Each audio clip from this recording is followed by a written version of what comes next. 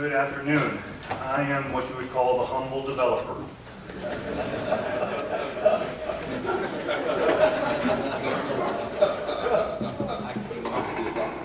I know. I've been sitting through presentations for the last 3 days, and interestingly, I think Carol smiles when I say this, but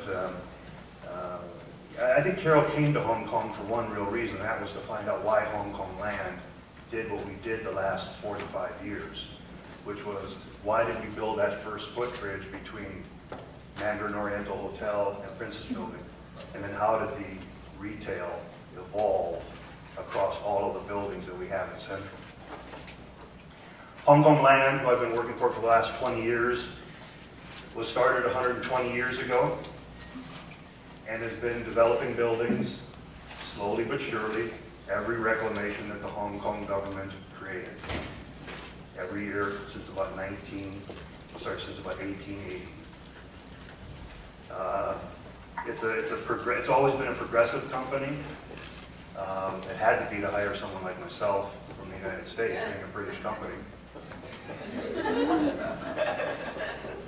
But it is a company that really cares for Hong Kong and has tried very hard to create new environments for its office tenants, its retail tenants, and a new business that we're back into after a bit of a hiatus. We're back into the residential business, both in Hong Kong, China, and Singapore. My talk today is really about the footbridge system that we started 45 years ago in Hong Kong, and then, interestingly, how the retail business moved into our buildings and evolved ever since. We've seen this over the last couple days, how Hong Kong is really a city of commerce, but it was restricted by the fact that the mountains basically crashed right into the harbor and there was no land. So slowly but surely, we've been reclaiming land ever since 1860. This is a picture of Hong Kong when it was a little bit more sophisticated, had a bit more green actually in the central business district. You can see the Hong Kong Shanghai Bank in the protected area that's in front of it. It is still protected to this day. And now we have a lot of skyscrapers. But within that context of a lot of 60-story, 80-story, 100-story buildings, there's still a fabric of a number of buildings that were built on relatively small plots of land. As Paul Chu mentioned, the original reclamations, the sizes of lots were smaller, they were closer, more intimate, and to a certain extent have a lower plot ratio because of their size. Let me see if I can do this, because we had a little bit of trouble with this earlier. Again, the reclamations in Hong Kong.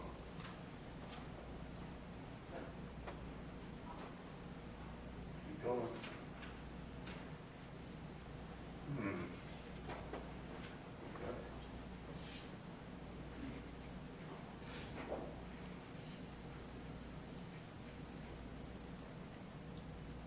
And the area to the right in red is what we call the second phase of the Central Wan Chai reclamation, which has been a very hot topic for the last 5-10 years in Hong Kong. The street scenes in Hong Kong, we've heard a lot about the fact that Hong Kong is a very people-oriented city. It is. I've been there for 30 years. It's an enjoyable place to live, a bit hot and humid in the summer, but it's a place where people mingle. They mingle on the Hong Kong Island side. They mingle on the Kowloon side. They mingle in the new cities out in the new territories. And as you can see, this same picture taken looking south on Pedder Street and the evolution of the architecture, the fact that we actually had trees in the middle of the road way back when, in 1860, and just the evolution of the city layer by layer until today, Louis Vuitton has taken over that corner. And they basically have a 3-story retail shop, and they want more. The footbridge network in Central. Our buildings, as you can see, are marked in blue on the map. As you can see from the lower L-shaped building, which is the landmark complex, which is backed onto Queens Road, which was the original harbor front of Hong Kong back in the mid-1800s. Layer by layer, we bought sites. We've redeveloped those buildings many times over. I think the Alexandra House site has been redeveloped 5 times in 120 years.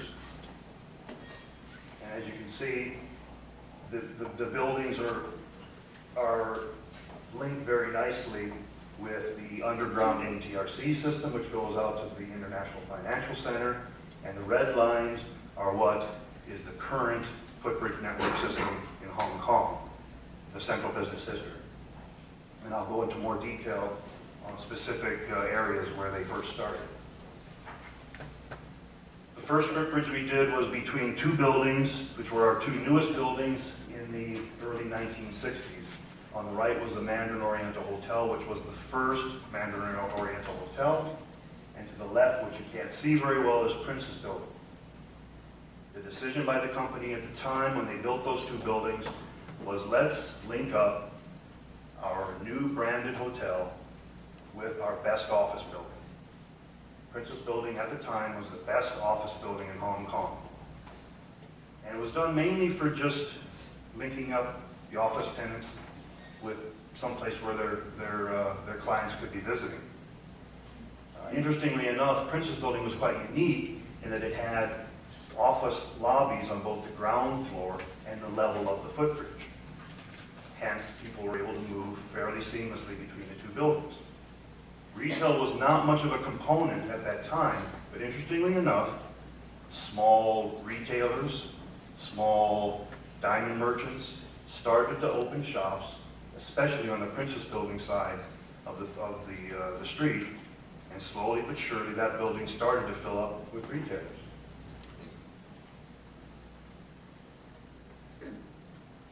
Then in the mid-70s, with the start of the MTRC system, we had a building sitting on the Alexandra House site that was about 12 years old.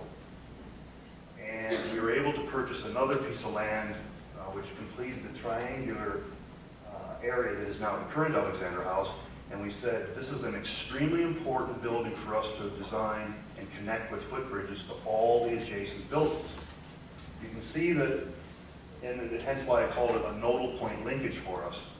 We decided that this building would be the key nodal point for our footbridge system. We connected it back to, on the map it's called Chater House, but back in those days it was called Union House, which became Swire House. And then we connected over to Princess Building. The 2 connections which go to the landmark weren't there because at that point in time we hadn't yet consolidated the site to create the landmark complex. So Alexandra House became a very important nodal point for us. Again, had nothing to do with retail, but just the movement of the people between our buildings to give them a comfortable passage during the inclement weather, which sadly is for about 6 months of the year in Hong Kong. To the right is the Alexandra House. It was built in 1975.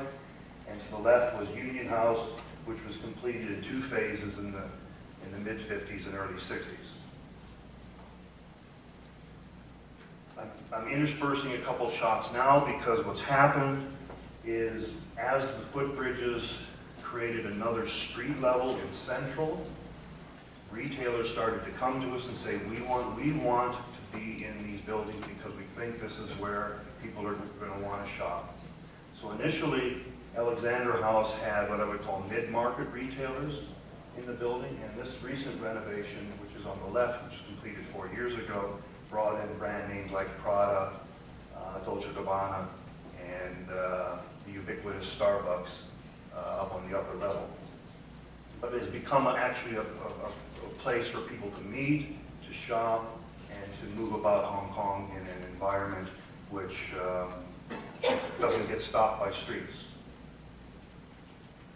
Again, another shot of Alexandra House from the other side, showing how it links to Chater House on the left, Alexandra House in the middle, and then the landmark complex on the right. The Prada shop that went into the corner of Alexandra House. And one thing interesting to mention, I show on the right, I wanted to mention this.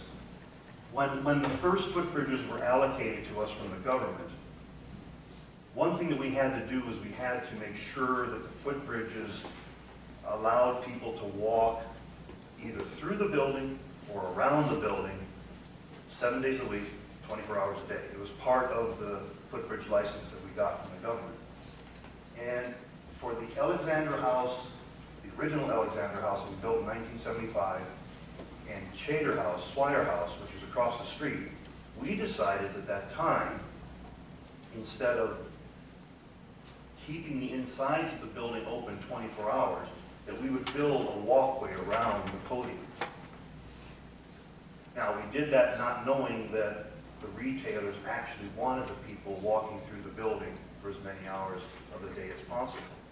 Hence, when we finally realized that we should control the movement of the people through our buildings to build up the retail business, we demolished all those walkways around the Alexandra House, gave the facades to the retailers, the major retailers, and integrated the walkways through the building, and then we were able also, working with the government, to dedicate that space and get additional GFA. So that you'll see later on when I talk about the landmark complex is something that allowed us to build an additional 150,000 square feet once we dedicated the internal spaces in the building. The lower right-hand corner is something which proves to be one of the most difficult things we have to design around. Our architects get challenged every time we change our mind. And that is, where should the escalators go? And I laugh because Eric's down there in the front row. He was involved in the Chater House redevelopment, and then later on a little bit with the landmark redevelopment that was just recently completed. Putting the escalators into a multi-strata podium level development, which is linked at the footbridge level, the street level, and in the case of Central to the MTRC level, it's very complicated because how should the people move around? How can you give them access to the F&B outlets? How can you give them access to the retail districts? I don't know how many times we've actually designed, threw the paper out, designed it again, actually put in the lift, the escalator pits, put the escalators in, then changed our mind and did it again. It's an unbelievable challenge, I think, in a multi-strata podium arrangement of where is the best place to put your escalators to make the flow of people work in a city where it's an extremely dense environment. Some pictures of Chater House where we have government footbridges connecting into the existing building and then the footbridges that we control. The footbridge on the left is not air conditioned. The footbridges that we control have been fully air conditioned and offer a much nicer environment. The inside of Chater House, which was completed during or right after the Asian crisis, so it was a big risk for us to complete this building. The Armani group basically took all retail space within this development and created a world of Armani, which has become a focal point of our complete center in Net Central. Again, a picture during the day of the linkage, Alexandra House in the middle. You'll see the footbridge linking the Chater House. In the background is the original footbridge to the Mandarin Oriental Hotel, and then the footbridge over to the landmark complex. A big leap forward. Again, I'll have to see if I can move the pointer. Here it is. A big move was when, to the north of Connaught Road, which was a major reclamation in the late 1960s, early 1970s, when we bought the Jardine House site in 1972 for the then most expensive piece of land in the world. We worked with the government and we worked with the government and put the first footbridge across Connaught Road going north.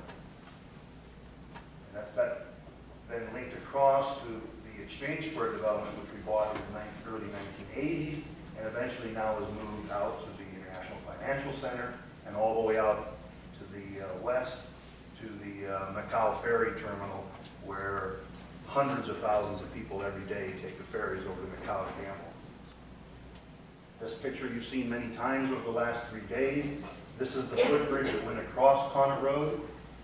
We would like to air condition it, but it's sadly very difficult to do so because of structural reasons. But it does link, not particularly gracefully, but it does link across to, that picture there was the old Swire House, the Jardine House to the left, and Exchange Square to the right.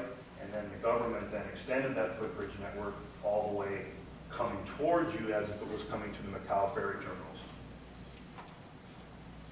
Here's pictures current day of Exchange Square and Jardine House, with the footbridge is linking across what is basically the major east-west highway in Hong Kong at the moment. And then I'm going to go to what has currently been for the last 20 years our major focus in Hong Kong, which is the expansion of the retail portfolio in our landmark complex, which I've done there, circled in red.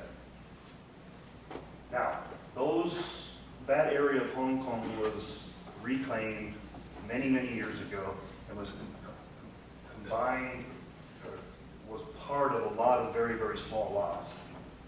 It took us a long time to consolidate this site. And in actual fact, our parent company, the Jardine Group, agreed with us that we would actually give away the original Jardine house, which is up in the upper left-hand corner, to be able to get one of the buildings that have allowed us to create the landmark complex, which to us, again, was a very important nodal point within the center of Central. You can see the sorts of buildings that existed at that time. Sadly, every one of them has been demolished.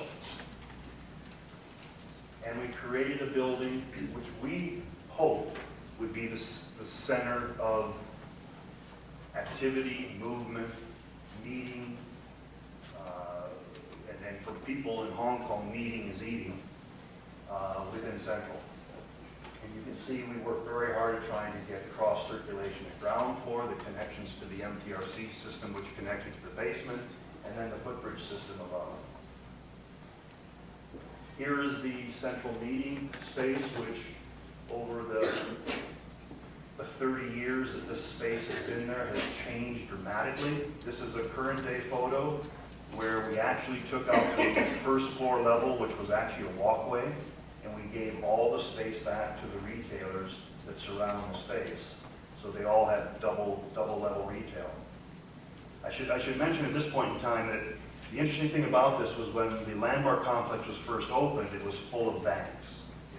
To us at that point in time, it was a banking center, a retail banking center. But over time, the retailers came to us and said, this is a place we want to be, and we've been working with them ever since to create what we think is one of the most unique retail experiences in the world. And this isn't just luxury retail. We have mid-market retail, both at the upper levels as well as the basement level 1, which connects to the MTRC. Of course, we have the LVs of the world within our development. But interestingly, one of the things that's happened is, and it's been difficult for us in Hong Kong, is Western F&B operations.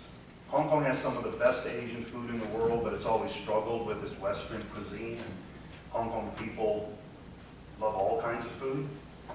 And what we found with the fact that we've got this upper level street arrangement with footbridges, we were able to move F&B operations up higher into our building. So if you look at one level above the LV shop, there's actually a garden up there. And tied in with that roof level open garden is the Robuchon restaurant, which has been an extremely successful F&B operation for us. And on the other side of the development, we brought in Zuma from London and did the same thing with them, tying in an open green area to a fifth level F&B operation. Okay, I'll wrap up pretty quick. Again, with the landmark redevelopment, we worked very hard at tying in the luxury retail with a brand new Mandarin Oriental hotel. And these are some of the street scenes that we've created on Queens Road Central. You saw this picture from Eric before. And I'm just going to finish with one thing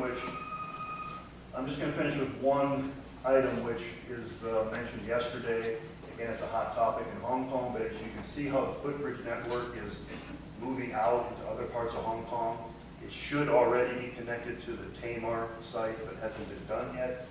But if you look down here in the lower left-hand corner, Central Police Station site, a magnificent site, which actually would link very nicely with the escalators that was talked about by Laurence going up into the Soho and the residential district, potentially back down through Lan Kwai Fong and back down to the Central Business District. This is an aerial view of that now pretty much abandoned Central Police Station.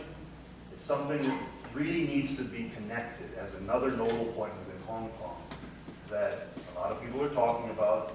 Whatever that becomes, I'm not sure, but again, I think it should be part of the Footbridge system that moves forward in Hong Kong.